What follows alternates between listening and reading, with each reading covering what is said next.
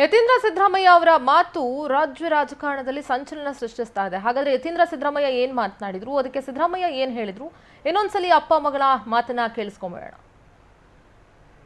ನಮ್ಮ ಸರ್ಕಾರಕ್ಕೆ ಒಂದು ನೈತಿಕ ಬೆಂಬಲ ಬೇಕು. ಹೌದು, ಜನರ ಬೆಂಬಲ ನಮಗಿದೆ. ನಾವು ಮಾಡ್ತಾ ಇರೋ ಒಳ್ಳೆ ಕೆಲಸಕ್ಕೆ ಜನರ ಬೆಂಬಲ ನಮಗಿದೆ ಅನ್ನೋದು ಗೊತ್ತಾಗಬೇಕು. ಅದನ್ನ ನೀವು ಲೋಕಸಭಾ ಚುನಾವಣೆಯಲ್ಲಿ ನಿಮ್ಮ ಬೆಂಬಲ ತೋರಿಸೋದ್ರ ಮೂಲಕ, ಅತಿ ಹೆಚ್ಚು ಕಾಂಗ್ರೆಸ್ ಸಂಸದರನ್ನ ಗೆಲ್ಲಿಸೋದ್ರ ಮೂಲಕ ನೀವು ಸಿದ್ದರಾಮಯ್ಯ ಅವ್ರ ಕೈನ ಮತ್ತೆ ಬಲಪಡಿಸಬೇಕು. ಆಗ ನಮಗೆ ನೈತಿಕ ಬಲ ಬರುತ್ತೆ.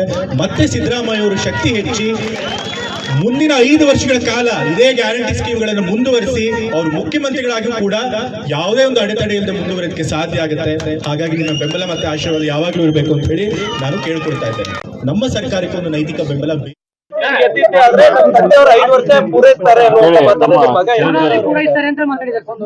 ಹೈಕಮಾಂಡ್ ಅವ್ರು ತೀರ್ಮಾನ ಮಾಡ್ತಾರ್ರಿ, ಅವರು ಮಾಡಲ್ಲ, ನಾನು ಮಾಡಲ್ಲ. ಹೈಕಮಾಂಡ್ ಅವ್ರು ತೀರ್ಮಾನ ಮಾಡ್ತಾರ್ರಿ, ಅವರು ಮಾಡಲ್ಲ, ನಾನು ಮಾಡಲ್ಲ. ಹೈಕಮಾಂಡ್